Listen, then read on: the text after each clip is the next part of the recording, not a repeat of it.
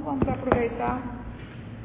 Depois eu vejo como você faz isso aqui para mim. O seu é bom, porque é pesado. Gente, o meu é bem levezinho, o dela é 1 quilo.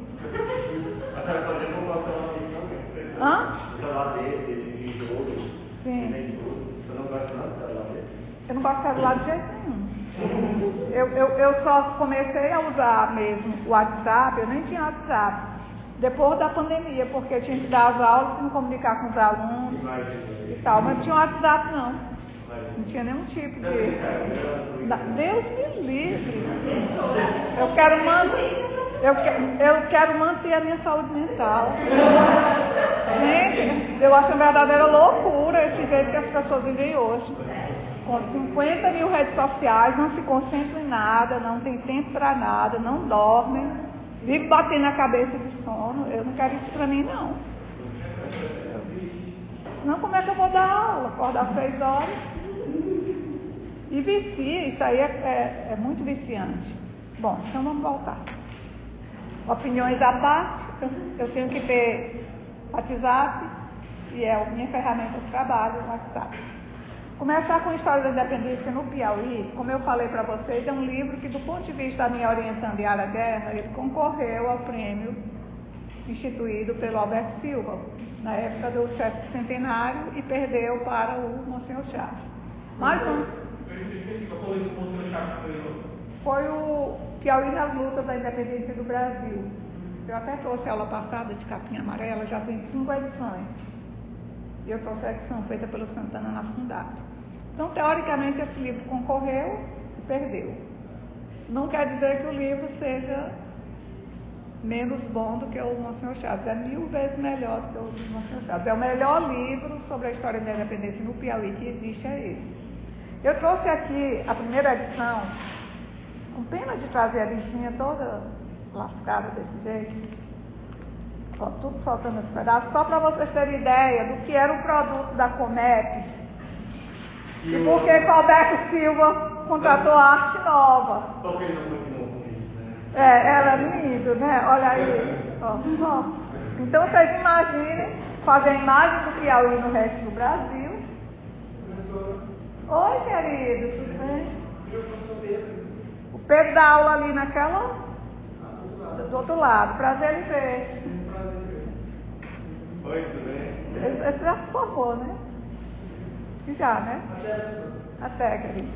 Bom, então vocês veem aqui que o Alberto Silva não poderia mesmo manter aquele contrato, porque como é que ele ia mandar isso aqui para o Brasil todo e para o mundo, para fazer a nossa autoimagem melhorar? Então, assim, era esse o produto da Comep. E aqui nesse livro eu trouxe também, porque se você quiser, Joel, você que é curioso, pode até fotografar. É porque aqui está uma coisa que eu disse para vocês, que o Wilson Brandão, ele telefonava, não ele, mas a Zandor Urtinha telefonava quando ele queria tomar emprestado alguma coisa. E aqui quando ele tomou emprestado a minha dissertação de mestrado para consultar, e ele mandou o motorista buscar e depois mandou devolver. Ele era quase meu vizinho, mas eu nem sabia. Eu morava na Mato Grosso, na Ilhó, e ele na Santa Catarina. Só que não sabia. Quase vizinho. Ele mandou o motorista lá em casa buscar e quando ele devolveu a dissertação, ele mandou com essa dedicatória. Lê aí, Maria Eduarda, mas pegando com muito carinho, porque vai dar soltar isso aqui. Gente, não, e toda vez que ele via uma coisa minha, ou ele pedia, ele mandava tipo um cartão. Na verdade eu guardei, é tipo a memória dele, ele mesmo ia construindo a memória dele, ele mandava um cartão. Super fino, elogioso e tal. Como quem diz assim, você vai guardar. E de fato eu guardei. Lê aí, Maria Eduarda, bem bonita a leitura. Cuidado. E é mesmo. Professora Terezinha, ofereço-lhe esta história da independência no Piauí, esperando que lhe possa ser útil. Ao mesmo tempo, devolvo-lhe sua independência, sua importância da borracha de monitor pela economia do Piauí, 1920, de que retirei os dados e informações que precisava. Não quero custar-me ao ensejo de oferecer a minha grande admiração pela sua inteligência e por sua capacidade de trabalho. Sua dissertação é obra cuidadosa, boa elaborada, exaustiva, erudita e simultaneamente original. Uma bela contribuição aos estudos piauienses. Teresina, 12 de 4 de 1995. Ele sempre autografava desse jeito, assim, com todas essas coisas. E quando ele pedia ou devolvia, às vezes ele mandava tipo um cartão, assim, um cartão mesmo, com muitas linhas, assim. Ele era muito fino, finíssimo. E ele era muito cuidadoso, assim, com o que ele escrevia, com o que ele dizia, ele era de poucas palavras. Mas ele tinha, assim, como eu falei para vocês, essa geração aqui, ele nasceu em 1922, essa geração, ela tinha muito cuidado com os mais novos, de incentivar, de colocar nas coisas, de chamar para dar palestra. Eles não tinham, assim, aquele egoísmo de querer... Em 2001. No ano que eu nasci. Morreu em 2001. Bom, então vamos lá. O livro, a primeira edição é essa, que é de 1973. E a segunda edição, ela foi feita já em 2007, né, Joel? Veja bem aí. 2006. Em 2006, pela Fundap de Santana. Santana fez a segunda edição. Então vejam aí, de 73 para 2006, o tempo que levou da primeira para a segunda edição. Tem muito tempo desse livro, bom dia, esse livro do Wilson Brandão, que eu avalio como sendo o melhor livro acerca da independência do Piauí. Até hoje, não tem ninguém que tenha feito nada melhor até agora. É uma pesquisa muito exaustiva, muito erudita, muito... Não tem prefácio, não? Não, tem não.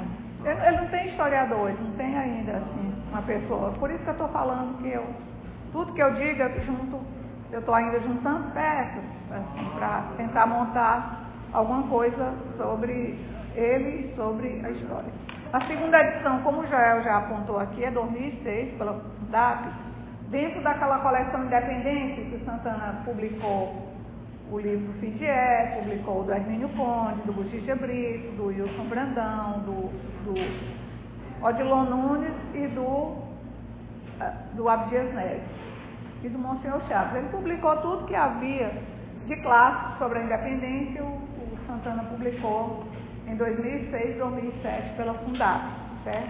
E são essas edições mais novas que eu tenho trazido e apresentado para vocês, são produção da imprensa do Santana, certo?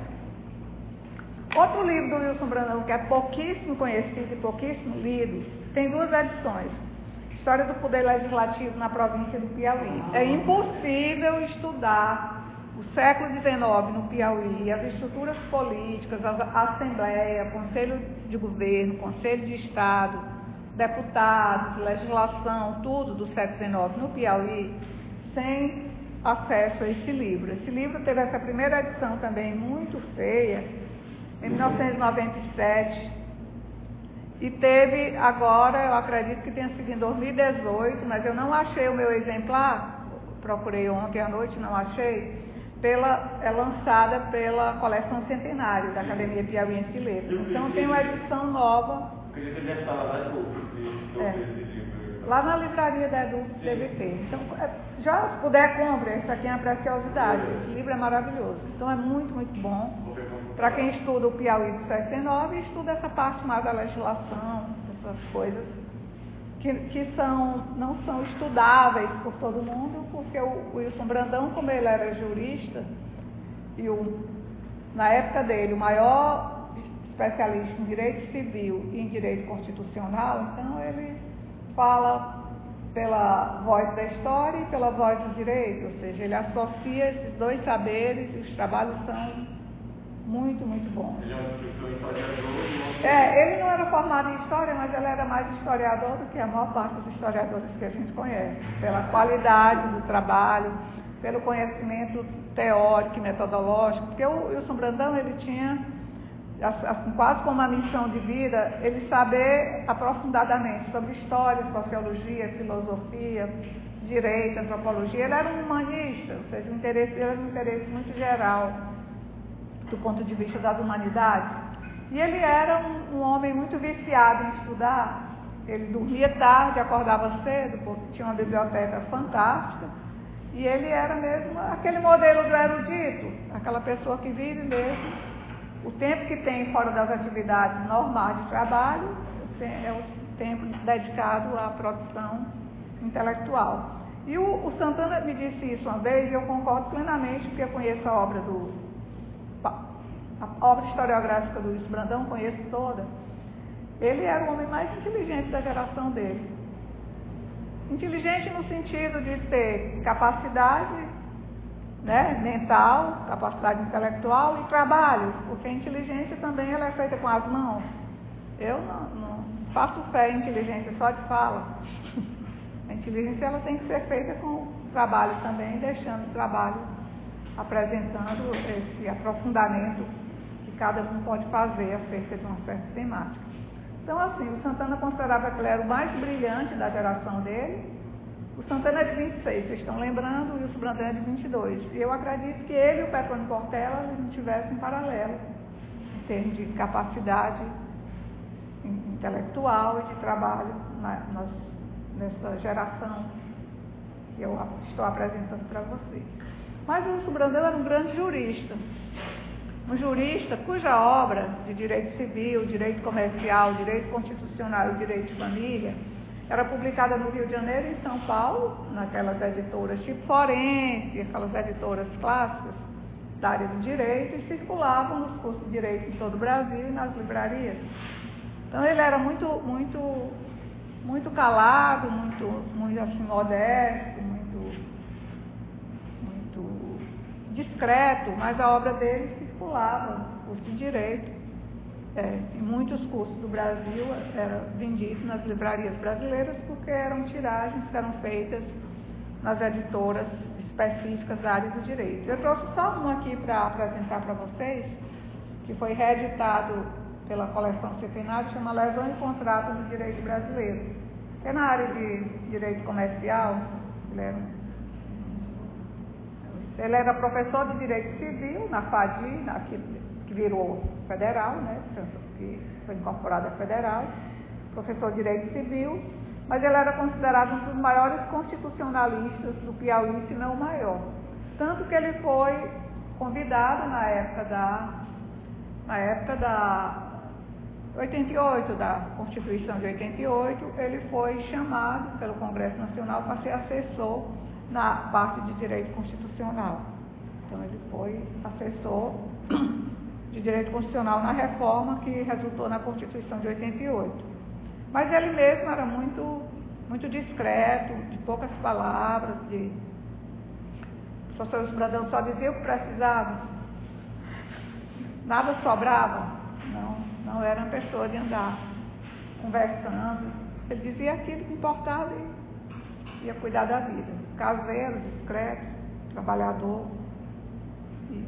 Muito diferente, eu gosto de comparar com Santana. Santana era exuberante, era um homem da rua, das amizades, das sociabilidades, da movimentação, da agitação cultural. E o Brandão era um tipo bem diferente. Quando ele foi presidente da Academia Piauiense de Letras, ele fazia os eventos. Bom dia. Ele fazia os eventos, mas era tudo. Ele convidava, era por escrito. As conferências que eu dei na academia, eu acho que ainda tenho os convites por escrito. Mandava um ofício. E a gente respondia também por escrito. Se poderia ou não. Claro que eu nunca disse não, né? Sempre disse sim. Para as coisas que ele me convidou. Ou então eu vou direto aos livros. Acho que o pouco que eu falei aqui dá para situar e vocês terão a oportunidade de ver nos textos que eu coloquei na xerox. Esse livro foi publicado em 1973, essa linda primeira edição, na época do governo do Roberto Silva, na época em que foi aberto aquele concurso que gerou muitos livros que eu nunca tive acesso a essa documentação, nem sei onde ela está, qual foi o organismo mesmo que guardou essa documentação relacionada ao concurso. Então eu sei muito pouco sobre esse concurso, sei que o Wilson Brandão não conseguiu ganhar esse prêmio. E eu tenho até uma ideia de por que ele não ganhou. O livro dele é muito erudito, é muito profissional, é muito, digamos assim, documentado, muito dentro de uma perspectiva de historiador que quer fazer um trabalho que fica mesmo, e um trabalho muito em consonância com a documentação, porque o professor Wilson Brandão praticamente morava no arquivo quando ele foi pesquisar sobre esse livro, porque ele era, na época, eu acho que na época ele já era secretário de Cultura, que foi a secretaria criada pelo Alberto Silva, estava já negociando a criação dessa secretaria, e ele vivia no arquivo fazendo essa pesquisa. O auxiliar de pesquisa dele, inclusive, foi o Wilson, o filho dele, que é o atual deputado Wilson Brandão.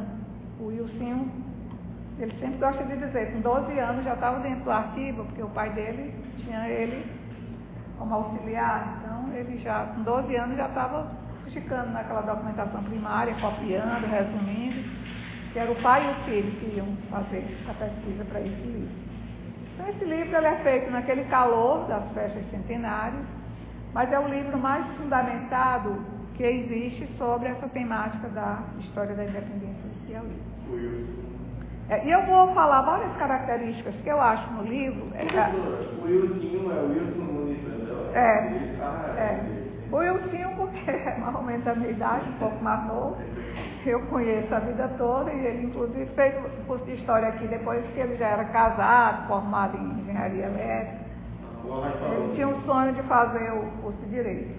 Ele se formou em 90 nesse curso de História aqui. Direito ele fez depois, ele é formado em Direito também. Justamente. Bom, então, eu nunca consigo chamar deputado Wilson Brandão. Só crivo de Wilson. Não assimilo. Bom, então, o que eu vou colocar de características para esse livro do Wilson Brandão, essas características elas não vão sair de maneira muito organizada, porque eu ainda estou, como eu falei, tentando pensar várias coisas, para a partir daqui eu fazer um texto sobre ele, alguma coisa mais organizada. Mas ainda estou na fase, digamos, de prospecção e de tentativa de dar uma visão diferenciada sobre o Brandão. Diga, Maria. O Wilson Brandão, ele não tem assim escritores que falam sobre ele, por ele ser bem mais novo que a geração do Não, ele não é mais novo, não, ele é de 1922. Ele é mais velho do que o Santana, é mais velho do que o Paulo Nunes, mais velho do que o Petrônio Portela. Ele é, na ordem, Cirió de Lomba, 1899, Santana, Monsenhor Chaves, 1913, Wilson Brandão e Celso Barros Coelho, 1922. O professor Wilson Brandão era da idade do Dr. Celso Barros, que tem 100 anos, completou esse ano, que é o único vivo da geração, com 100 anos. Aí depois de 25, Paulo Nunes, que faleceu ano passado, Santana de 26, o Petrônio Portela eu acho que é de 25 também. Não, ele não é mais novo não, ele é um pouquinho até mais velho. Ele não tem porque ele teve uma vida muito diferente da vida dos outros. O professor Wilson Brandão foi deputado estadual durante 24 anos, ou seja, ele dividiu o tempo entre professor aqui da Federal, deputado estadual, pesquisador, escritor e ainda atuando na área cultural, no Conselho de Educação, na direção da Academia Piauiense de Letras, várias outras, ele se dividia em muitas coisas. Então ele não tinha esse tempo de ser um intelectual como o Paulo Nunes, como o Santana, certo? Ele era dividido especialmente como político, e foi deputado 6 mandatos consecutivos, nunca perdeu. Então ele viajava muito para o interior, a mesma coisa do Wilson. O Wilson vive fim de semana, não está aqui interessante, ele está o tempo todo nas bases, viajando o tempo todo, e tira o tempo para a pessoa escrever, para pesquisar e tal. Mas ele não é mais novo não, viu, Maria Dona? Ele teria 100 anos, o centenário.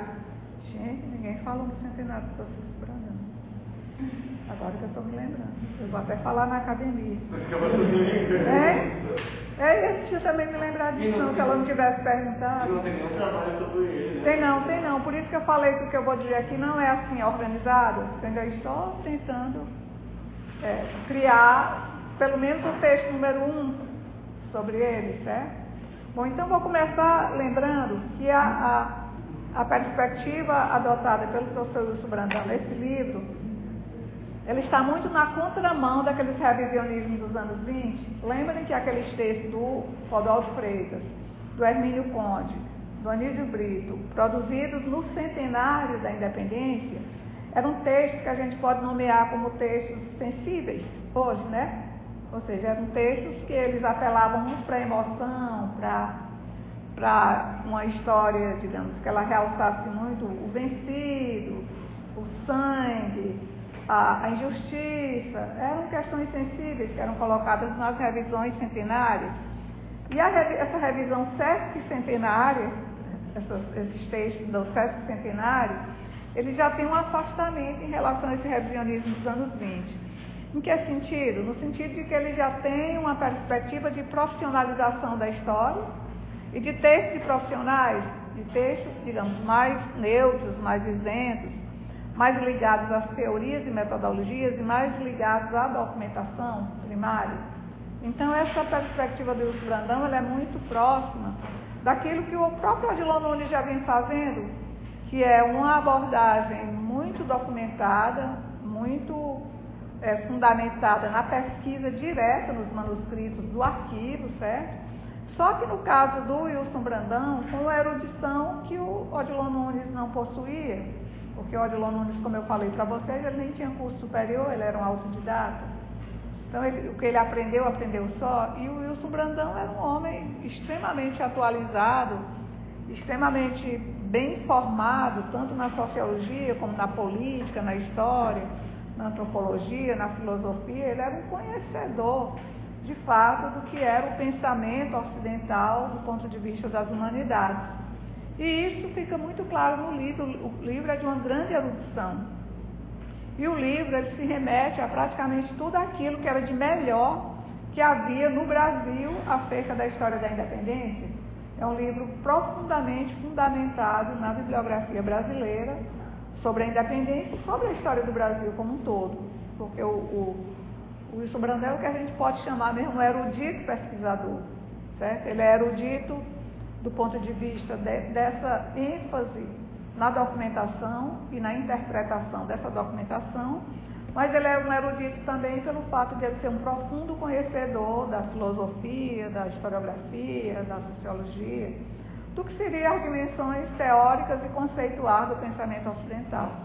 Ele é muito profundo, ele é muito além dos outros colegas da geração dele, que se tornaram também historiadores. Então, ele não tem essa relação com aquela perspectiva dos anos 20, que era uma perspectiva desconstrucionista, certo? Dos anos 20, em relação à historiografia do passado. Embora ele tenha, digamos, semelhanças do ponto de vista, especialmente do uso documental, com a história produzida sobre a independência pelo Odilon Nunes, o trabalho dele é um trabalho, digamos, que guarda distância com relação ao Odilon Nunes. Ele não tem aquela perspectiva de ficar debruçado como o Odilon Nunes, sobretudo nas questões do vintismo, ou seja, o Odilon Nunes se debruçou muito sobre aquele período da Força de Lisboa, da Revolução do Povo, aquela relação, digamos assim, que era uma relação nervosa entre Dom João e Dom Pedro, aquele momento anterior à consolidação mesmo, digamos, do 7 de setembro e dos períodos posteriores. O Odilon Nunes ele se debruçou muito sobre esse período anterior, porque ele tinha a intenção de dar uma significação diferente ao 19 de outubro, contrariando aquilo que tinha sido dito pelo Abdias Neves e pelos outros autores. Então, ele se debruçou muito sobre isso. E também o texto do Odilon Nunes é muito pequeno, né? 80 páginas, mais ou menos. O Wilson Brandão, ele faz outra coisa, um livro enorme, com a letrinha pequena, certo? E um livro, digamos, que se debruça sobre a temática da independência, mais ou menos naquele recorte do Abdias Neves sendo maior, que ele ainda vai antes do Abdias Neves. O Abdias Neves começa praticamente com a chegada do CIDIE. E ele não, ele vai para perspectivas bem anteriores para mostrar outros elementos do contexto que não foram mostrados pelo CIDIE. Por exemplo, o CIDIE não tratou sobre a expansão do liberalismo, sobre a formação política ocidental e a formação política das elites locais. Então, o Wilson Brandão, ele faz coisas para além do Abdias Neves, mas o que eu ia dizer, aí você faz a pergunta, é que ele se afasta do Odilon Nunes e ele se aproxima do Abdias Neves. Ou seja, ele conta uma história com começo, meio e fim, como Abdias Neves, sendo, ao mesmo tempo, tributário de algumas ideias do Abdias Neves, que eu vou tentar comentar, mas também se afastando, porque Abdias Neves fez uma espécie de épica invertida, de romance histórico, com uma perspectiva muito nos sujeitos e numa avaliação psicológica até um pouco simplória dos sujeitos, porque ele era, digamos, consumidor daquelas teorias da relação entre o homem e o meio, de Politstein e de outros, que não é o caso do Wilson Brandão. Então, aqui, esse ponto seria, ele não tem semelhança com o revisionismo dos anos 20, ele mais se afasta do Odilon do que se aproxima, e ele se aproxima mais do Abdias Neves, sendo bastante mais rico, mais aprofundado, e tendo perspectivas que não são do século XIX, mas são perspectivas mesmo do pensamento historiográfico dos anos 60 e dos anos 70. Joel, pode perguntar. Mas ela já falou, eu ia falar com o Deus da ele aborda uma parte do texto, mas certas divergências que o Wilson Brandão possuía no Odilon Nunes, né? Porque se vocês prestarem atenção, para além daquela disputa em torno da figura e do livro do Alencar, tem muitas distâncias entre o Odilon e o Wilson Brandão, que eu ainda não posso aprofundar, porque eu ainda não fiz a leitura um e depois do outro, ou então um capítulo de um, capítulo do outro, que é o processo comparativo para a gente poder chegar a essas conclusões. Como eu falei para vocês, tem duas maneiras, hoje ela vai. Tem duas maneiras, digamos assim, da gente estudar os textos de história. Uma maneira genérica, em que a gente chega às conclusões gerais, certo? E situa os autores nas tendências, nas correntes, nas famílias, e um estudo que nós temos a obrigação de fazer como historiadores, que é o estudo microscópico, de comparar linha a linha, ponto a ponto, parágrafo, que eu dei um exemplo na aula, foi na aula passada, na aula retrasada, com o livrinho do Santana, mostrando linha a linha, ponto a ponto. Porque o historiador precisa dessas duas perspectivas, a perspectiva macro e a micro. Então, por enquanto, o Odilon com o Wilson Brandão só tenho visto no macro, ainda não passei, ainda não tive tempo de fazer uma leitura no micro, porque a leitura no micro você não lê o livro todo e o livro todo, você lê pedaços. O que acha do Genipapo, o que acha do 24, o que acha do 19, o que acha dos portugueses. É outro. Por isso que eu falei para vocês que é muito difícil na história a pessoa aprender sem papel. Porque você vai marcando, você vai botando ali e vai fazendo as marcações e fazendo as observações. Que é o que vocês têm que fazer para as monografias, para as teses, para as dissertações. São dois modos de estudar. Mas voltando aqui para o Wilson Brandão. O Wilson Brandão eu vou comentar a partir de 2 capítulos, que eu conheço melhor, embora o capítulo que eu vou comentar primeiro eu não tenha tido tempo de reler, só reli o outro capítulo. Bom, o primeiro capítulo que eu vou comentar do Wilson Brandão, desse livro, é um capítulo em que ele destaca uma tese, que é uma tese que ela existe na história do Brasil e existe fortemente na história do Piauí, que é a tese do isolamento. Certo? Essa tese do isolamento vocês vão ver em boa parte dos historiadores que vocês já estudaram em Piauí 1, etc. E ela vem se perpetuando. E essa tese é uma tese, digamos, que vai ser utilizada para explicar muito daquilo que é a personalidade piauiense, do que é o modo de funcionamento das fazendas, da maneira como a política ela foi se tornando cada vez mais uma política localizada, autoritária e violenta. Muita coisa da história do Piauí é explicada a partir dessa tese de que aqui se criou praticamente uma coisa enclausurada, um feudo, como é o nome daquele negócio que a gente cobre de vidro? Não. Uma redoma, se criou uma redoma, e que essa cultura, essa política, esse funcionamento seria redomático, se é que a palavra existe. Aí o Wilson Brandão vai se posicionar contrariamente a essa ideia do isolamento do sertão, do isolamento do Piauí, da não presença portuguesa. Ele vai se contrapor àquela ideia de que os sertões eram sertões abandonados, eram sertões, digamos, em que os pecuaristas, os fazendeiros, eles faziam o que bem entendiam, porque não havia presença do governo português, não havia justiça, não havia polícia, não havia controle, não havia, digamos, nada que pudesse denotar a presença de um governo atuante, centralizado. Ele vai dizer o contrário. Com isso, ele vai discordar daquela tese do Capistrano de Abreu, que foi a tese que gerou essas teorias de isolamento, certo? E dessa endogenia, desse enclausuramento dos sertões. Ele vai se contrapor logo a essa tese do Capistrano de Abreu.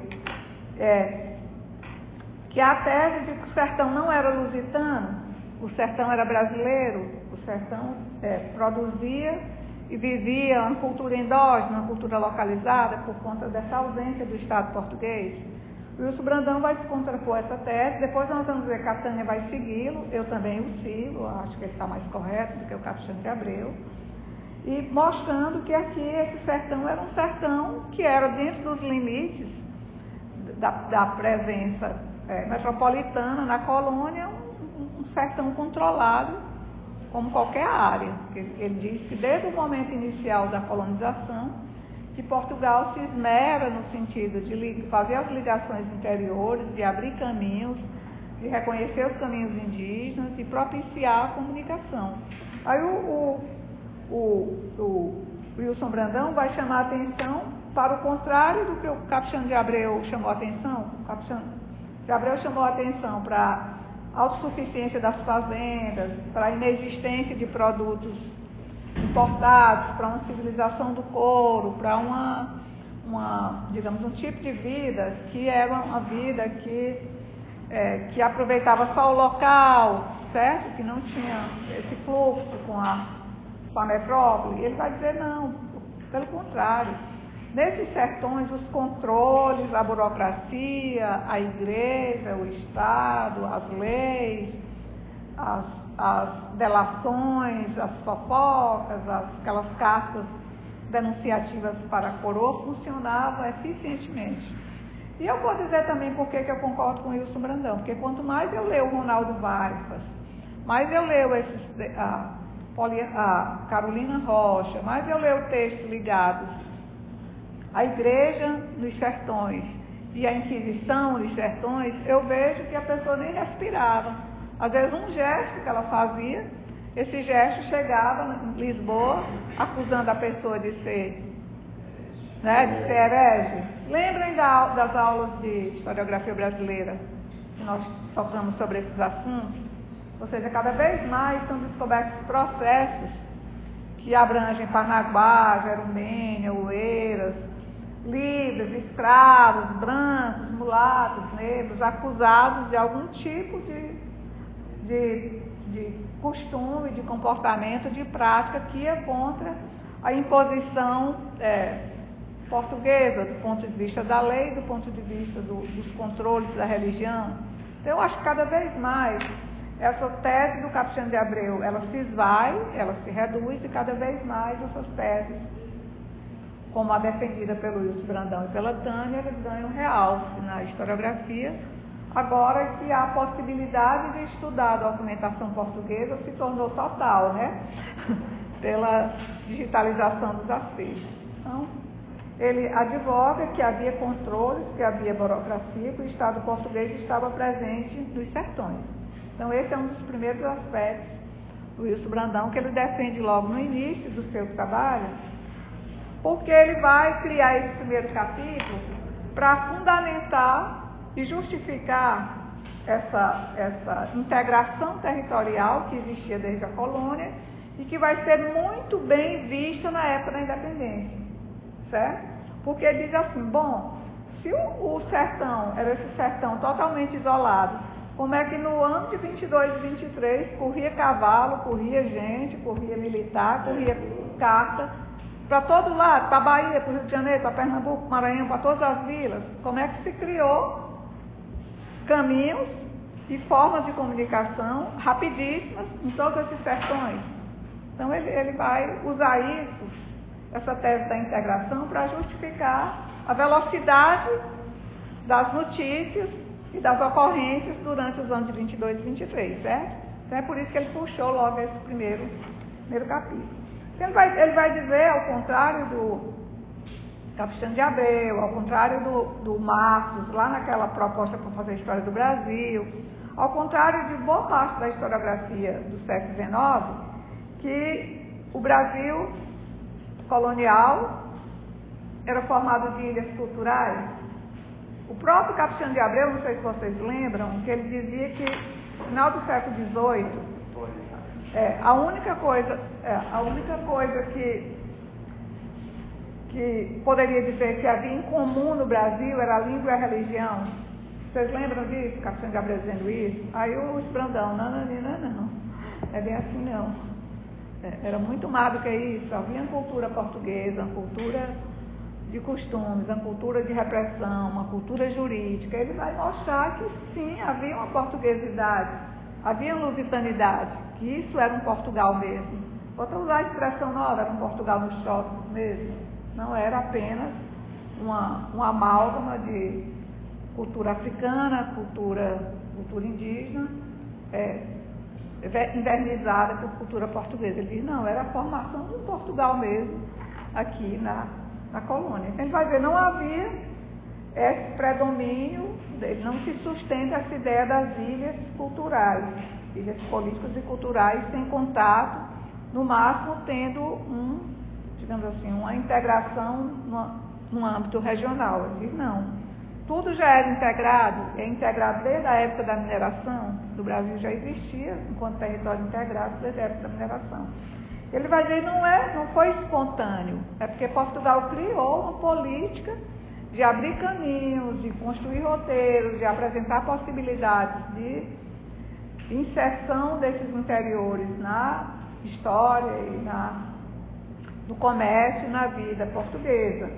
E se a gente for pensar até de uma maneira superficial sobre as escritas do século XVII e do século XVIII, o que é que nós vamos ver? Roteiro do Maranhão a Goiás.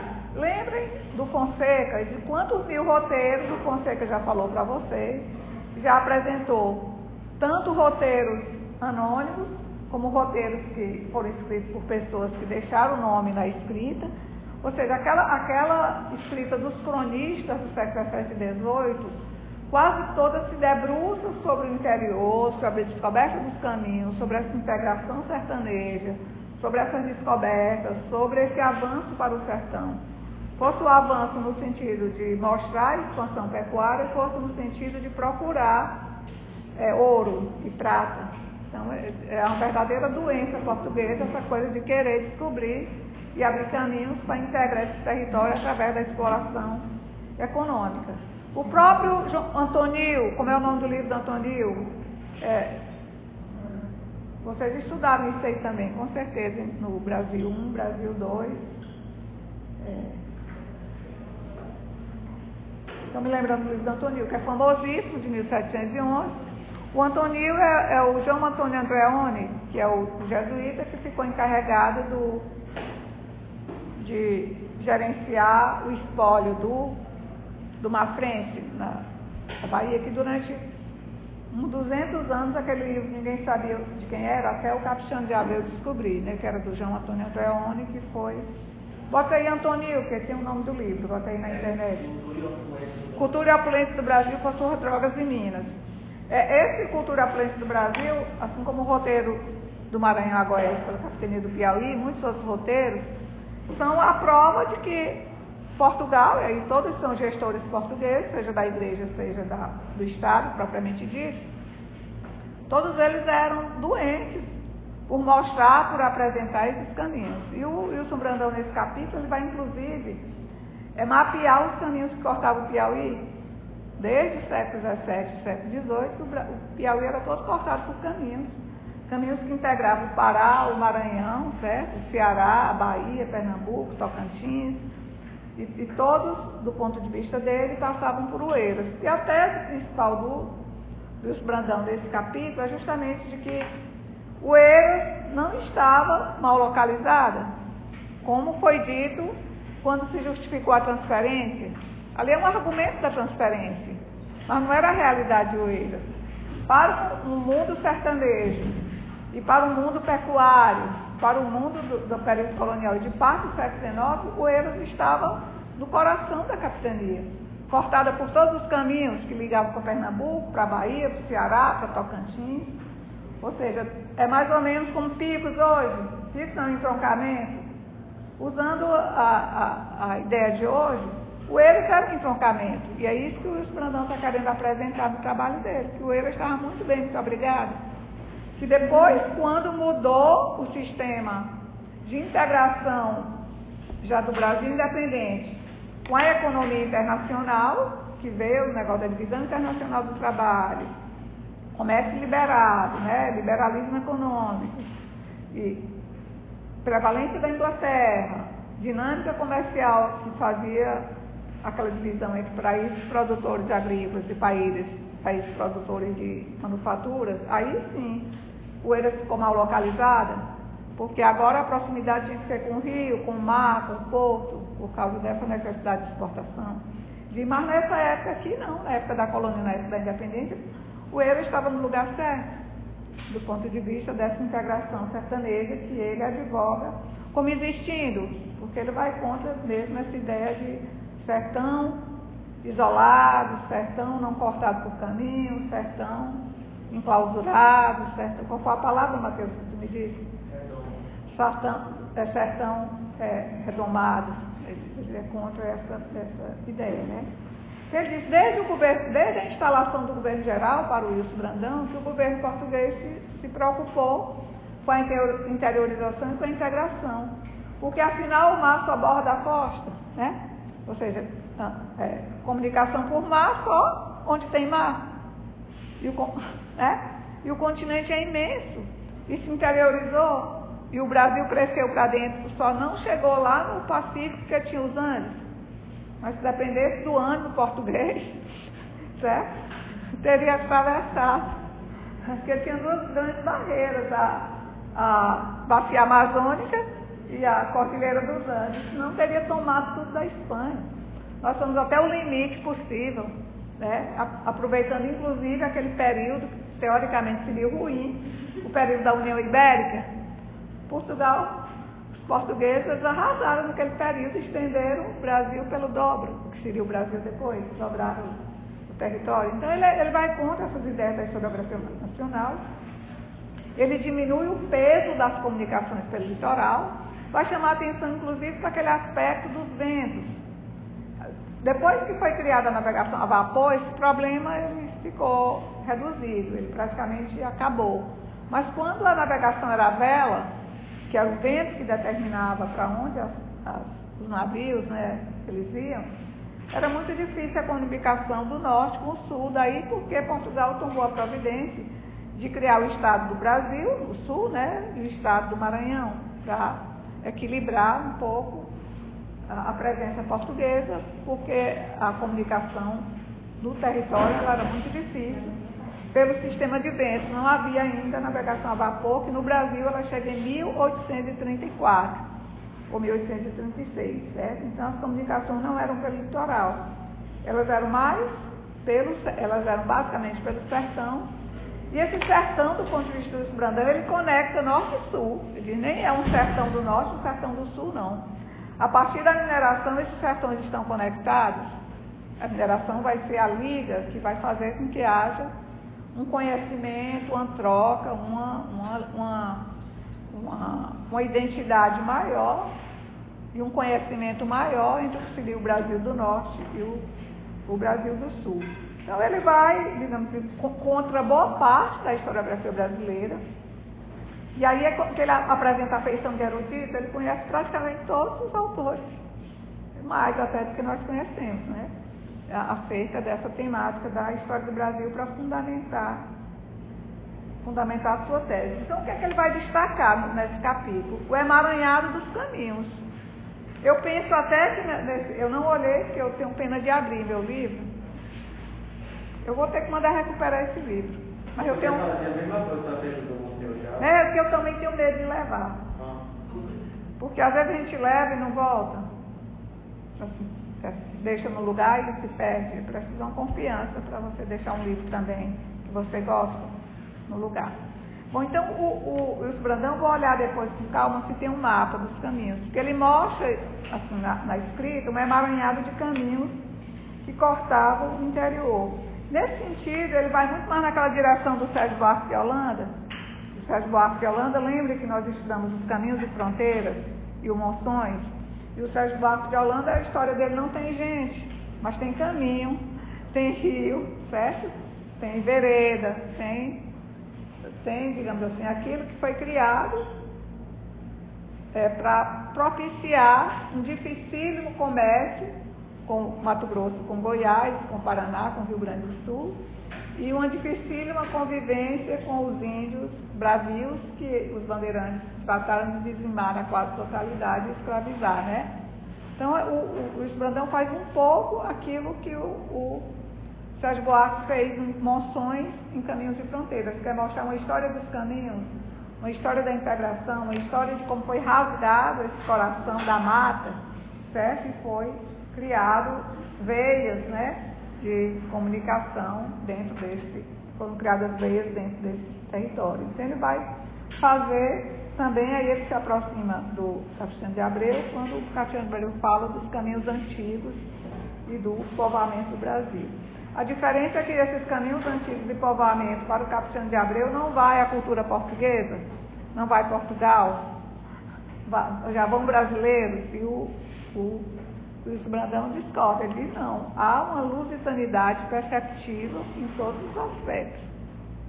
É uma cultura portuguesa que ela, digamos assim, ela vai levada, ela vai, digamos assim, compondo a cultura e a história desses sertões. Então ele vai dizer, o Eiras é o centro, é rota de passagem entre o norte e o atual nordeste. Ou seja, o Eiras é um ponto de referência, é um ponto de encontro de caminhos que vão para Pernambuco, para Goiás, para o Ceará, para a Bahia, para Minas Gerais, para São Paulo. O Eiras está muito bem localizado. E pelo menos 3 grandes rotas que vêm do Pará e do Maranhão, que vão alcançar essas capitanias e essas regiões, elas cruzam em Oeiras ou muito perto. Então ele praticamente desenha com as palavras aquilo que eram os caminhos que eram percorridos pelas boiadas, pelos gestores, pelas populações, pelos padres em desobriga. Ele vai mostrando esses caminhos que cruzavam, todos passando por Oeiras, integrando esse grande território. Então, nesse ponto, ele fundamenta um argumento que ele vai usar no livro História da Independência, que é Oeiras não era isolada, Oeiras não estava fora do mundo português.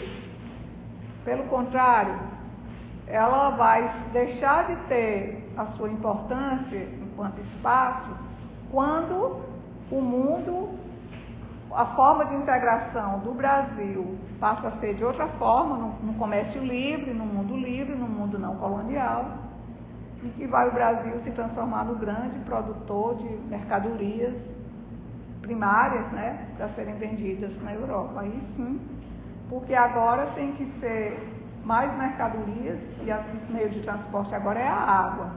São os rios e os oceanos. E agora o próprio meio de transporte se modificou, é a navegação a vapor, é a tecnologia já influindo e propiciando esse fluxo de grandes mercadorias circulando pelo mundo. Bom, ele discorda então daquela ideia de que a liga colonial e a Liga no início do século XIX era só a língua e a religião. Ele disse, para que episódio melhor do que o da independência? Para mostrar que a Liga era muito mais. Porque qual é a ideia do Wilson Brandão? É que há uma cultura política, digamos assim, e uma cultura política que alcança o povo, certo? Uma política que é baseada, sobretudo, nas ideias liberais que foram fermentadas, e que viraram a Revolução Francesa, e que era a cultura comum do Ocidente, e que essa cultura comum ela existia aqui. Ou seja, não um Leonardo Castelo Branco, um Lourenço de Araújo Barbosa, certo? Um Antônio Maria Caú, eles não nascem do nada, eles nascem de uma cultura política que era generalizada nas pessoas mais escolarizadas, generalizada nas elites. Ele vai dizer, há uma dimensão... Rodrigo, abra aí, abra aqui, tá? Eu não queria que ligasse, porque eu quero falar e ser ouvida. Mas está abafado. Nosso calor humano está suando. Bom, então ele vai dizer, há uma cultura política, uma cultura liberal, certo? Uma cultura que não necessariamente ela é revolucionária, mas é uma cultura que ela alcança as pessoas requisitavam os seus direitos, conheciam os seus direitos, havia, do ponto de vista do Wilson Brandão, como se fosse assim, uma predisposição anticolonial, o que é perfeitamente aceitável, porque lembrem que 22, 23 já tinha havido a descolonização americana, ou seja, as republiquetas latino-americanas já estavam independentes. O processo de independência, ele foi numa sequência mundial, do final do 19 até o 18 até o século 20, e foi muito na direção daquela inquietação política que na França virou Revolução Francesa e ferrou, certo? Mas aquela cultura que São Domingos, ou seja, tem uma cultura política que ela tem muita relação, inclusive, com a cultura norte-americana, certo? Com a política norte-americana, e há muitas leituras, tanto de teóricos americanos como europeus, que circulavam. Então ele diz, não foi do nada que se criou esse sentimento da independência. Já havia uma espécie de fermentação antilusitana que foi acionada, e havia uma cultura política que, do ponto de vista do Wilson Brandão, não foi considerada pelos outros autores. Esse desconhecimento e essa pouca importância dada às ideias liberais que estavam em alta, que estavam se movimentando no mundo ocidental no final do século XVIII e nas primeiras décadas do século XIX. Porque um ponto importante do trabalho dele é que é um trabalho em que ele realça a cultura política da época. Ele, por exemplo, o Abdias Neves, dentro daquela relação que ele estabeleceu com o Politzstein de homem-meio, ele praticamente tornou o homem um joguete do meio, né? O Wilson Brandão diz não. O Wilson Brandão não tem nada com determinismo geográfico aqui. Ele diz não. Há uma cultura política que tem que ser considerada, há um modo de pensar a relação entre metrópole e colônia, há um modo de pensar, digamos, esse sentimento de independência, que esse sentimento está difuso. Ele só precisava de um fósforozinho ser riscado para incendiar boa parte das populações. Então ele não tira a inteligência das pessoas, não. Eu acho interessante o livro também nesse ponto. Aí por que ele vai falar muito dessa integração territorial e desses caminhos rasgados e dessa identidade sociopolítica que existe e dessa cultura política? Porque ele vai defender que no momento da independência há uma verdadeira efusão, são milhares, milhares e milhares de documentos, que são correspondências, que são panfletos. O Zé Murilo tem um livro que ele publica os panfletos, e em todo lugar, gente, a movimentação política era feita pelos panfletos, só que eram manuscritos reproduzidos. Então os panfletos, as proclamações, certo? Os recados que eram dados em confiança. eles cruzavam o Brasil todo e cruzavam o Piauí todo. Eu lembro que uma aluna aqui, ela foi orientada, acho que foi pelo Johnny, que foi gente de Picos. Ela estudou a independência a partir das correspondências particulares. E as correspondências particulares são interessantes porque elas mostram, digamos, saindo uma carta da fazenda e mandando para um comandante para saber notícia de um filho, de um parente que estava na guerra e tal, há uma verdadeira efusão de carta, de bilhete, de proclamação, de panfleto, circulando no Brasil todo e circulando no Piauí todo nesse contexto. Ele diz, como é que vai circular se não tem caminho, se não tem um conhecimento prévio de como essa coisa vai chegar lá, se não tem pessoas que conheçam esses cortes do território. Ele inclusive faz um procedimento que eu falei para vocês que o Odilon Nunes fez também, lá no livro 2, né, sobre a independência, que é calcular o tanto de tempo que uma carta levava para ir para voltar a resposta. O Wilson Brandão faz esse procedimento aqui, ele diz assim, e era tudo rápido. E não era devagar não, era tudo rápido. Aí ele mostra uma correspondência saindo de Oeiras, indo para o Pará, indo para Belém, né? E a resposta voltando e chegando em Oeiras. Aí ele calculava, e lembra que nem sempre a carta, na hora que chega, vai respondida, né? Não quer dizer que no mesmo momento, claro que nesses momentos de conflagração política, é tudo apressado. Mas não quer dizer que seja imediato a resposta. Então, ele vai mostrar o tanto de tempo, ele pega vários exemplos para dizer, não, levava só X dias e já podia a resposta estar ali. Porque ele vai, digamos assim, mostrar que esse fluxo, esse intercâmbio, essa grande circulação de produtos impressos só existia porque existia os caminhos, e existia o conhecimento desses caminhos, e já existia uma certa prática de troca de informações desse território, porque esses territórios não eram isolados, eles não eram enclausurados, não eram feudalizados, como boa parte da historiografia brasileira prescreve. Então, ele vai calcular esse tempo para chamar atenção para esses aspectos. Bom, esse é mais ou menos um resumo do belíssimo capítulo 1 do Wilson Brandão, em que ele mostra essa interlocução com a historiografia brasileira, e ele vai defender essas teses para poder fundamentar melhor os capítulos subsequentes sobre a independência.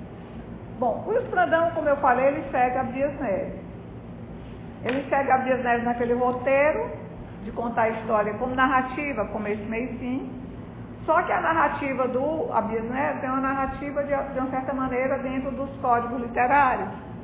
É quase literatura, do ponto de vista da forma, do ponto de vista do barroquismo da linguagem, do ponto de vista da adjetivação, do ponto de vista do envolvimento emocional do narrador, que é o Abdias Neves, etc.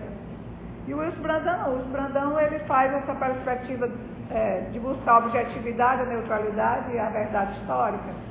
Nesse ponto ele vai mais na direção do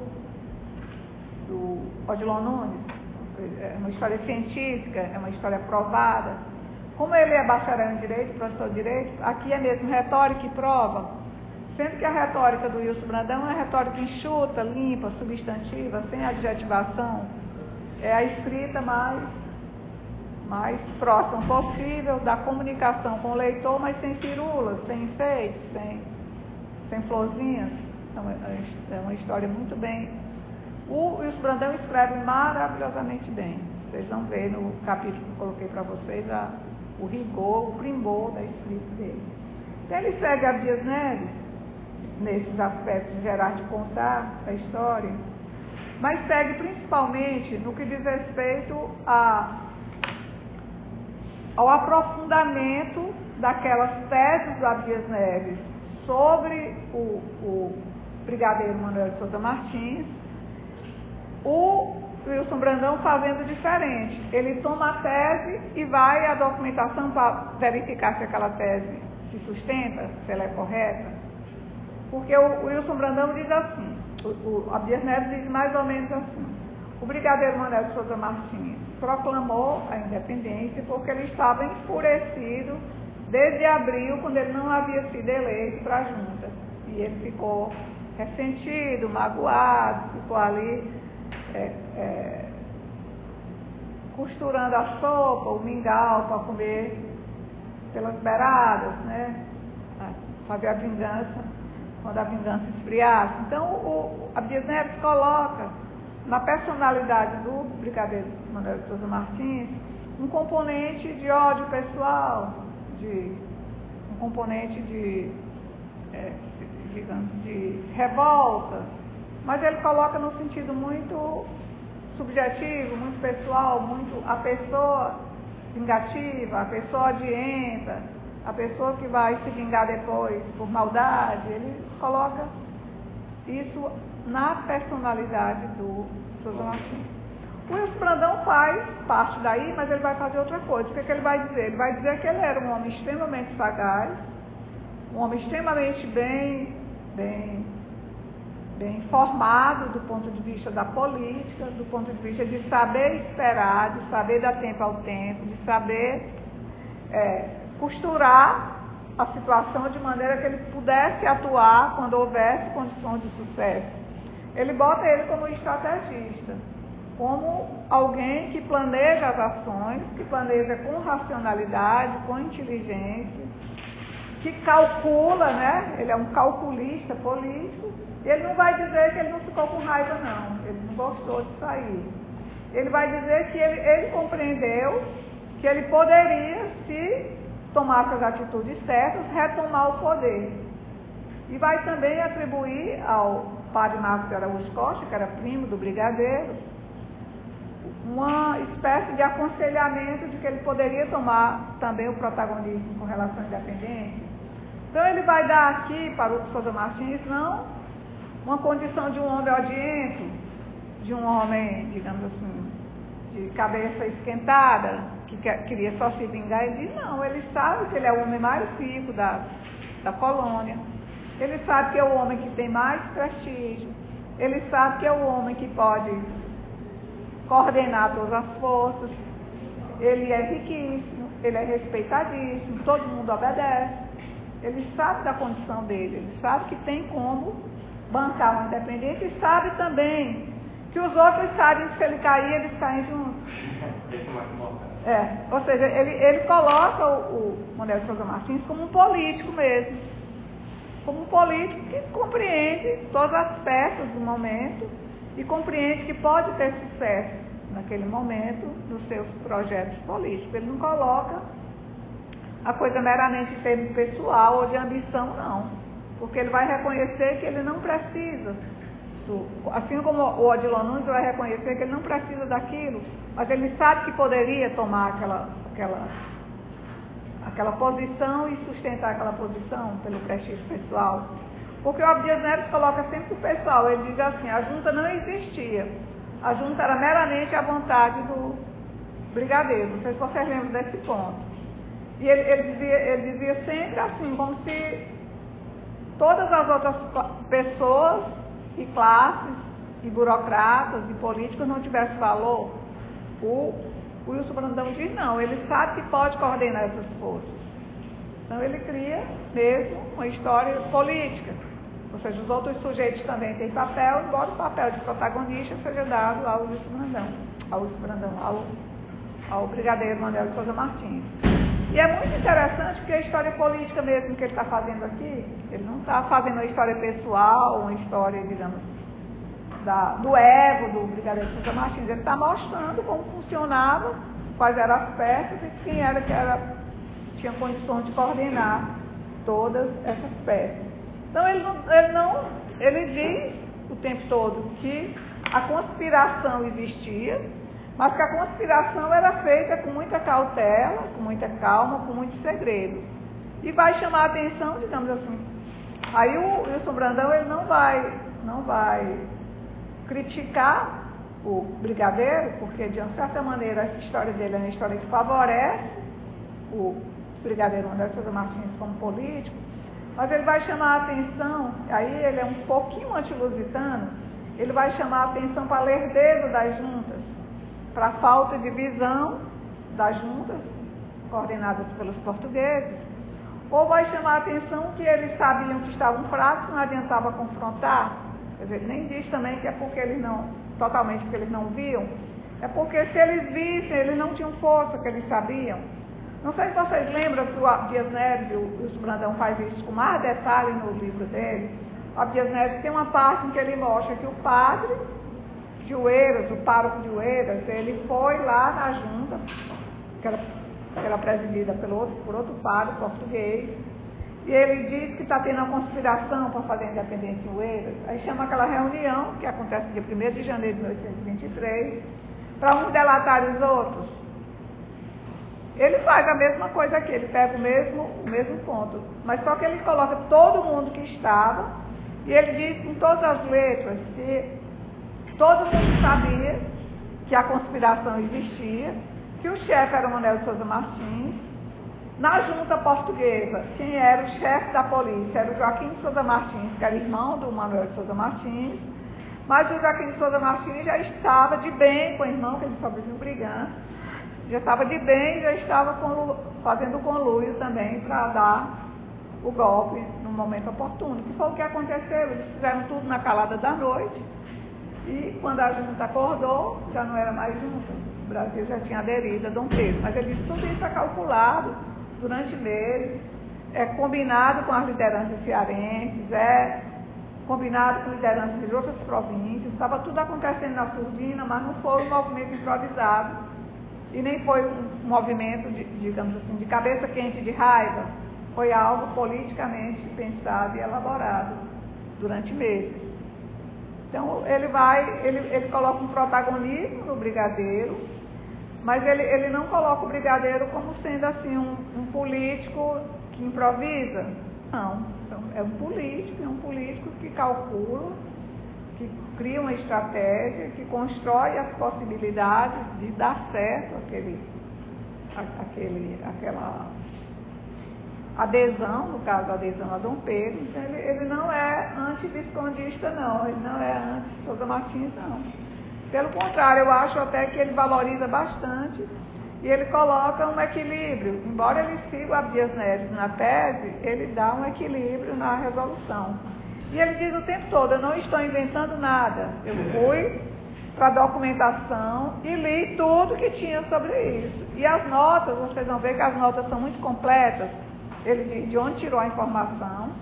E ele não faz o que o Odilon Nunes fez, que é encher o livro de documentos transcritos do arquivo, mas ele pega os trechos do documento que são comprobatórios da tese que ele está defendendo. Então é bem interessante esse aspecto da aproximação dele com o Abdias Neves, ou seja, o Sousa Martins é o conspirador, é o chefe, mas ele é um estrategista político.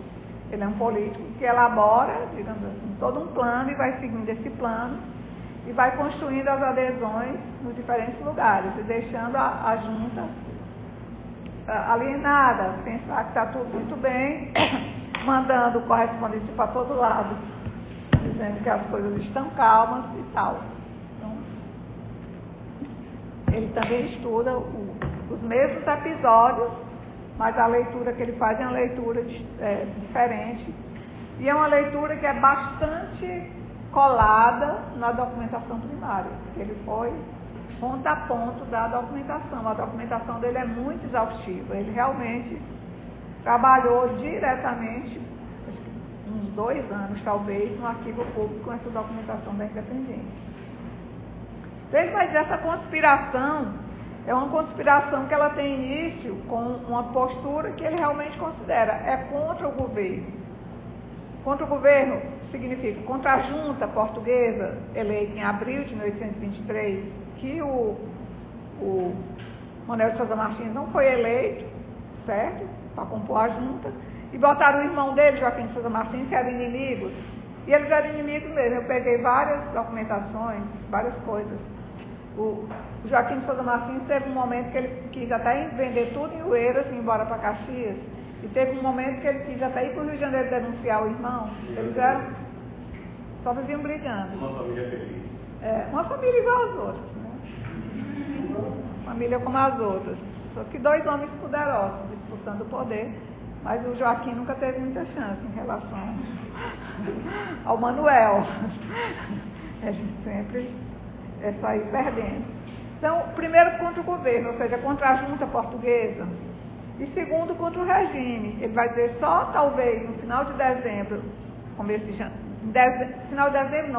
dezembro, quando houve a invasão da Casa da Pólvora e a guarda da Pólvora apanhou até Deus ter dó, já foi o Manuel que mandou. E ninguém disse nada, a junta não reagiu, ficou tudo. Aí a especulação diz ele, em Oeiras, por que a junta não reagiu? Porque parte da junta também já era cooptada pelo Manuel de Souza Martins, inclusive o seu irmão Joaquim, então, até o Quincas, né, já estava do lado da independência. Então ele não foi uma coisa que aconteceu na madrugada do dia 24, foi um processo que veio sendo construído durante meses e que se acelerou em dezembro e em janeiro. Então não era.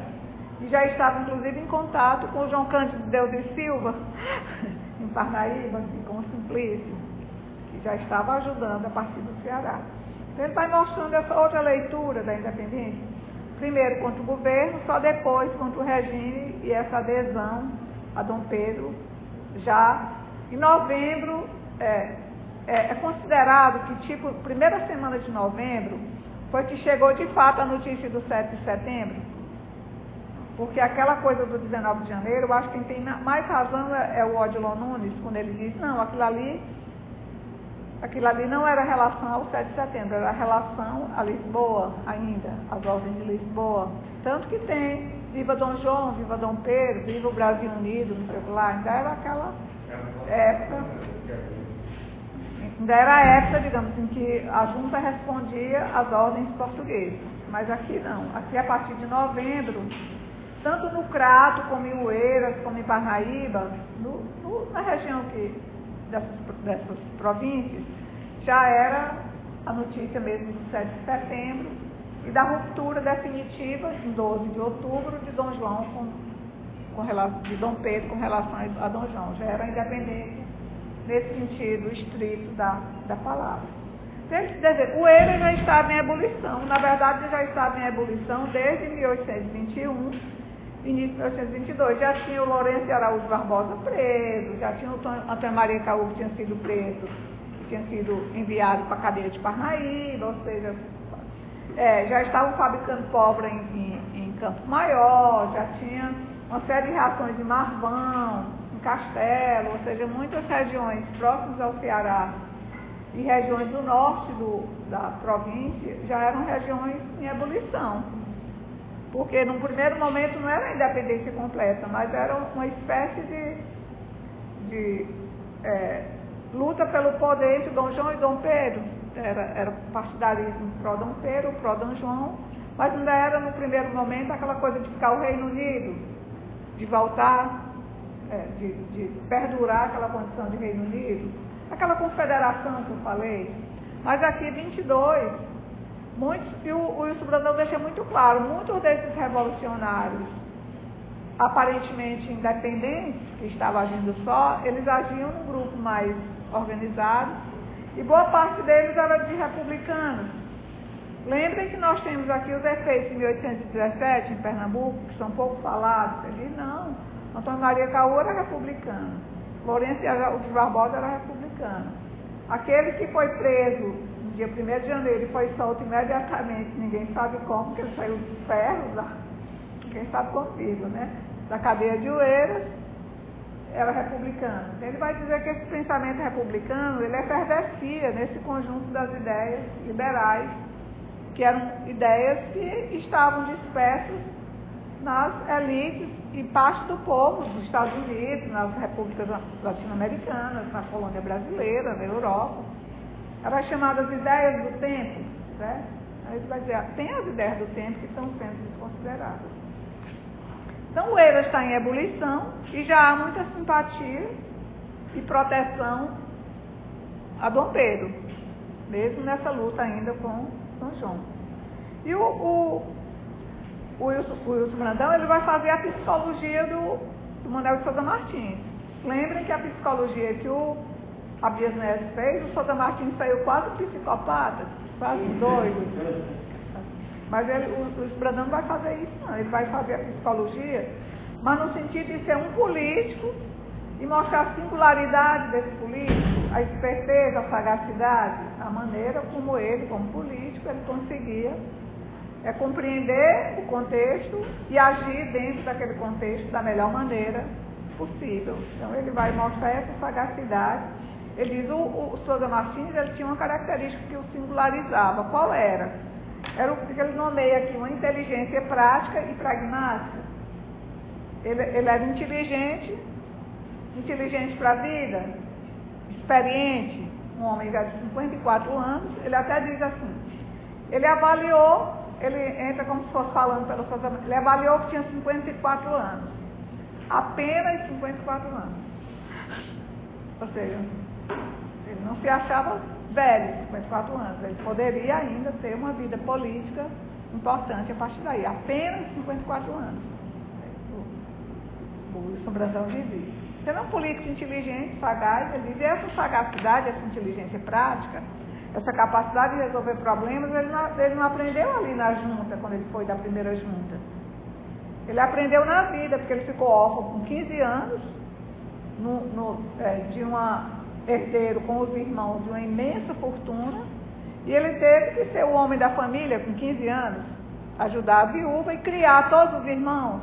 Ele vai dizer, inclusive, ele poderia ter estudado, mas ele não estudou, porque ele tinha um mundo de fortuna para administrar e um mundo de crianças e a mãe para proteger. Ele investiu nos irmãos, na criação do patrimônio da família, e era um homem de uma enorme sagacidade econômica. Tanto que ele não botou as coisas fora, eles ficaram cada vez mais ricos. O Manuel de Sousa Martins chegou um momento que ele superou o que era o homem mais rico daquela região, que era o Luiz Carlos de Abreu Bacelar. Não sei se vocês já viram na internet uma fazenda chamada Serra Negra, que ainda hoje tem as ruínas. Ali era a sede da principal fazenda daquela região de Oeiras e do homem mais rico antes do Manuel de Sousa Martins. E quando o Luiz Carlos de Abreu Bacelar morreu não, antes dele morrer, quem comprou aquela fortuna dele foi o Manuel de Sousa Martins. Ou seja, o Manuel de Sousa Martins, do ponto de vista de fortuna, ele equiparava ao Simplício Dias da Silva, na Parnaíba, o homem da charqueada. Então eram fortunas, eram as maiores fortunas do Piauí, eram esses dois. Então ele vai mostrando, ele era prático, era pragmático, era um homem muito rico, muito poderoso, tinha muito prestígio e uma grande família. Que evidentemente não foi como a Bias Neves disse, que ele pegou e foi fazendo a família do estado todo. Pois é, porque a família era muito grande, articulada com as outras famílias, casados, donos de propriedades em Jerumene, em Parnaguá, em todos. E ele foi acionando os parentes para enredar, para criar essa rede de poder. E foi essa rede de poder que sustentou o prestígio dele durante muitos anos. E ele vai chamar a atenção que o Joaquim e o Manel eram como gato e rato. E que os inimigos políticos do Manuel de Sousa Martins sempre eles se beneficiavam dessa inimizade. Eles sempre faziam o fuxico aumentar para tirar o poder do Manuel. E isso eu vi, depois estudando a balaiada, o tanto de vezes que o Joaquim se danou e quis ir embora, ou que ele acusou o irmão, mandou o fuxico para o Rio de Janeiro. Eles realmente eram quase como Caim e Abel. Mas só que na hora da situação mais difícil, Joaquim ajudava o Manuel. Que foi o que aconteceu aqui na Independência. Joaquim sempre, na hora das dificuldades, ele relevava. E estavam lá. E isso ajudou também a preservar o prestígio da família. E agora, resumindo, que já está quase no nosso tempo, vou só colocar alguns pontos que no futuro eu vou desenvolver, vocês também, tá bom? Mas como eu falei para vocês, eu estou ainda criando um modo de falar sobre Wilson Brandão. Sobre o livro História da Independência, um aspecto importante é o realce a cultura política das elites. Não só o realce a cultura política das elites, mas a popularização das ideias liberais entre as elites e as pequenas elites. A popularização das ideias liberais. Outro ponto, presença política do povo. Ele deixa muito claro, o povo não era alienado não, o povo não era abestalhado não estava ali como rebanho não. Estava ali também porque tinha em si esse sentimento de ódio ao lusitano, de querer se livrar dos corcundas e de querer inclusive matar. Tanto que mataram a rodo portugueses, no Piauí, no Maranhão, em todo lugar. Não só matar, digamos, como se apropriar dos bens. E ele coloca um trecho do documento, a junta se queixando que havia conspiração, ainda antes da independência, ainda em 22, no sentido de matar os portugueses, se apropriar dos seus bens e castrar os que eles não matavam. Então, por aí vocês veem o calor da disputa, né? Porque acho que castrar um homem é pior do que matar, né? Não? Eu nem sei se sobrevive, eu estou aqui pensando como é que é essa marmota, mas o Wilson Brandão deixa isso muito claro, mas ele não só diz não, eu até pensei assim, será que está errado? Quando eu li, aí ele tem lá no documento, quando eu fui para as notas, tem lá o documento que ele cita e tudo literal. Essa vontade aí brasileira de castrar os portugueses, matar e se apropriar de seus bens. Ou seja, há um clima antilusitano mesmo, que é muito mais do que apropriado pelas elites, e se estende por boa parte do povo também. Tanto que quem matou os portugueses aqui não foram as elites se protegeram. Lembra o Manuel de Sousa Martins se protegendo e com muito medo de matar o Fidié? Foi o povo mesmo, assim, por conta própria, que matou os portugueses, presos e os não presos, que foram às fazendas matar e acabar com o patrimônio. Essa tem relação com as tiras, né, com a teoria das multidões, né, do povo enfurecido, raivoso.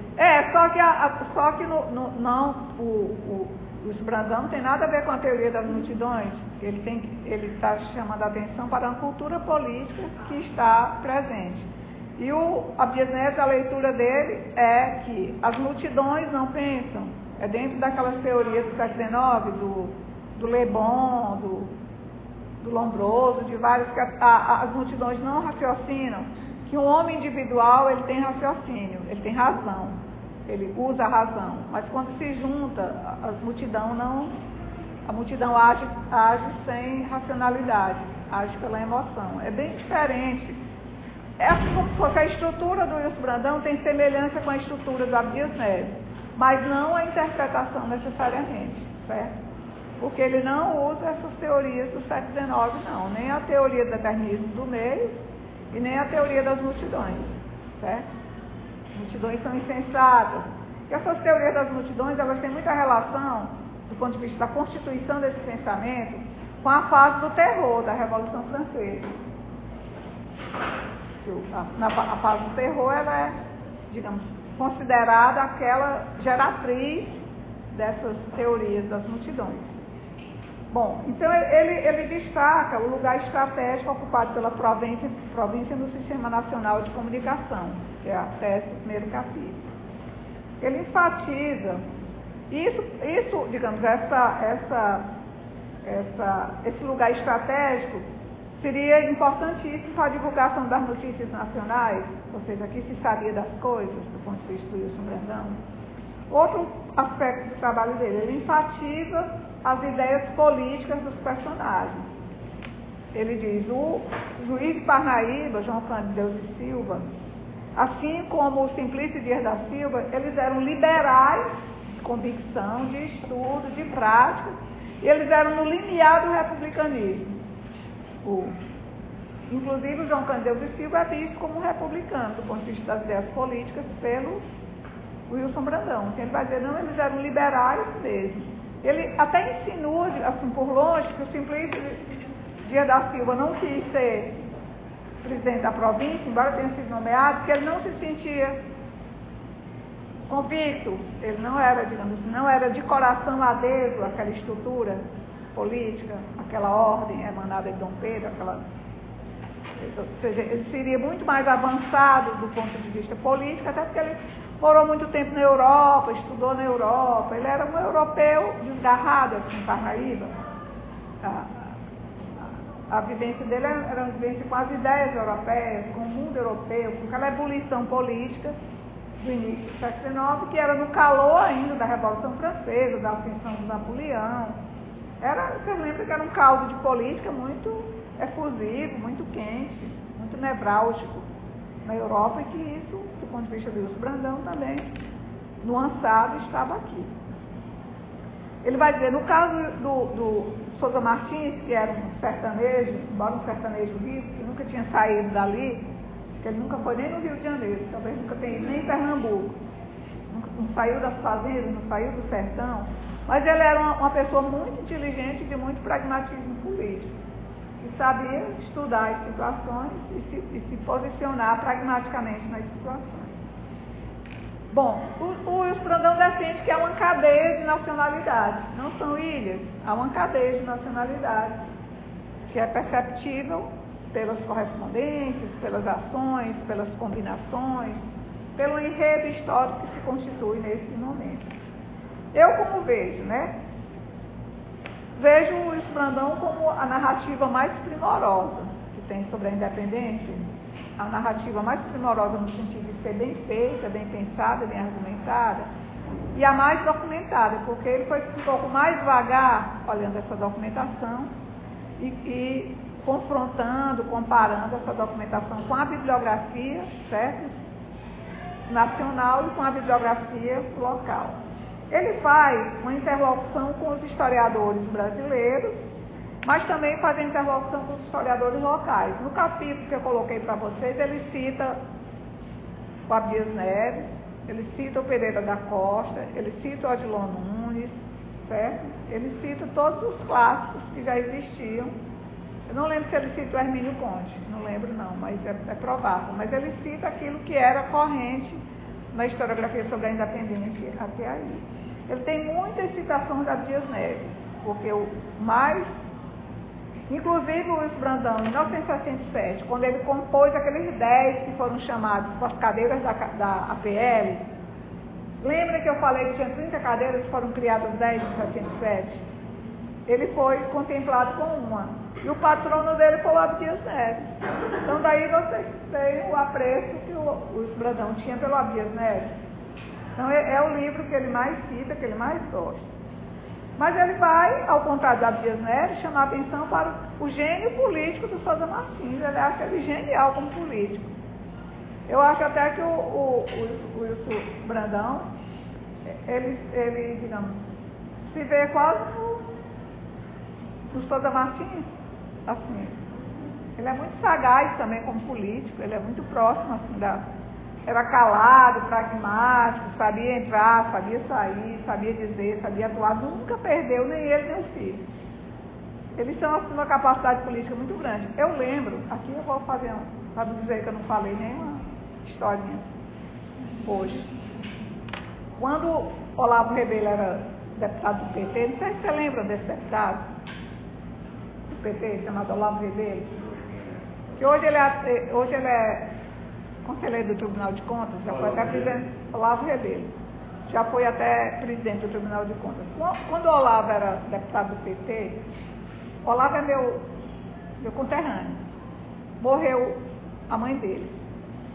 O Wilson pegou aqui o carro, foi imediatamente para o velório. O pai do Olavo, que chamava Olavo também, ficou assim derretido por aquele deputado que saiu daqui de Teresina para ir acompanhar o velório da mulher dele. Quando foi na eleição, disse que ele votou no Olavo, votou no Wilson. O Olavo me contava isso, dizendo assim, olha, não, votou não. Aí o Olavo foi brigar com ele, e ele disse, não, eu nunca vi uma consideração como essa. Votou. O Olavo dizia assim, olha, política é capacidade assim, de equacionar todos os pontos. O papai não só votou no Wilson, como arrumou voto para ele, e eu fiquei sobrando. Não lascou não, porque o filho foi eleito. Mas eu estou querendo dizer que sabedoria política não tem coisa que sensibilize mais a pessoa do que você ir lá, sair do seu lugar e ir no velório, né? Que é um momento de dificuldade e tudo. O Olavo me contava isso morrendo de achar graça. Mas mostrando a sabedoria do filho que inspirou na sabedoria do pai. O pai era assim também. Ou seja, ele passa o tempo todo viajando, visitando as bases, não precisa ser o tempo da política, ele sabe fazer política. E eu acho que o professor Wilson Brandão, ele achava bonito também o jeito do Souza Martins. Acho que ele seguia ali um pouco. Então, saindo dos votos de verdade, né? É porque tem muita situação engraçada em eleição e assim em vida de política. E essa é a verdade verdadeira, porque quem me contou foi o próprio que perdeu o voto. O próprio filho. Bom, o Wilson Brandão faz uma coisa interessante também, que o Monsenhor Chaves vai retomar, e nesse ponto ele vai muito para a direção do Monsenhor Chaves, quer mostrar as subversões em campo maior, mas ele não vai colocar do ponto de vista individual, como o Monsenhor Chaves vai realçar o Lourenço Araújo Barbosa, que o Monsenhor Chaves ele vai trabalhar mais as individualidades, e o Wilson Brandão diz, não, ele era um apenas, eram muitos no norte do estado, e o norte do estado estava sublevado. Se ele acha que essa cultura política liberal era uma política muito mais presente no norte do que no sul, pelos vínculos com a Europa, com o Ceará, certo? Com a cultura europeia, com os papéis, com as viagens, que eu já falei para vocês, até o final do século XIX, boa parte dos parnaibanos, dos maranhenses, estudavam na Europa. Os verdadeiramente, ainda hoje no Piauí é assim, os verdadeiramente ricos não estudam no Brasil, ainda hoje. Eles estudavam na Europa, e quando adoecia, não ia para negócio de Rio de Janeiro, não, ia direto para Lisboa, para Paris, ou para a Inglaterra, ou para a Alemanha, e se tratar lá. Porque levava, eu fiz as contas também. Desde quando eu dou uma de João Nunes, o Brandão, vou fazer as contas. Levava 16 dias, um navio saindo de São Luís, se os bens fossem bons, 16 dias estava em Lisboa. Ia passar meses e meses para chegar no Rio de Janeiro. Sem contar que de Lisboa podia ir para outro centro mais importante para se tratar. Então, as coisas eram muito fáceis, essas comunicações. Lembrem quando a gente estudou o Miguel Borges, que a quitanda do Miguel Borges tinha farinha, tinha feijão, tinha arroz, mas tinha perfume francês, tinha lenços, tinha botas alemãs, tinha ferramentas inglesas, tudo indo direto, passava 6, 7, 8 meses, chegava a encomenda, que era feita pela Europa. Ele vai realçar essa subversão da ordem em Campo Maior, em Parnaíba, e mostrar o norte como um celeiro de possíveis adesões, que o Eiras não se dava conta de quanto o norte estava já movido na direção de Dom Pedro. E aí ele faz uma interlocução muito boa, muito grande com a historiografia nacional. Então isso aqui são as minhas primeiras abordagens. Como eu falei para vocês, eu estou querendo ver se eu faço uma coisinha, mesmo que seja curta, sobre o Wilson Brandão, porque ninguém ainda se debruçou para escrever sobre ele. Então aqui, fazer a chamada. Hoje é quinta, né?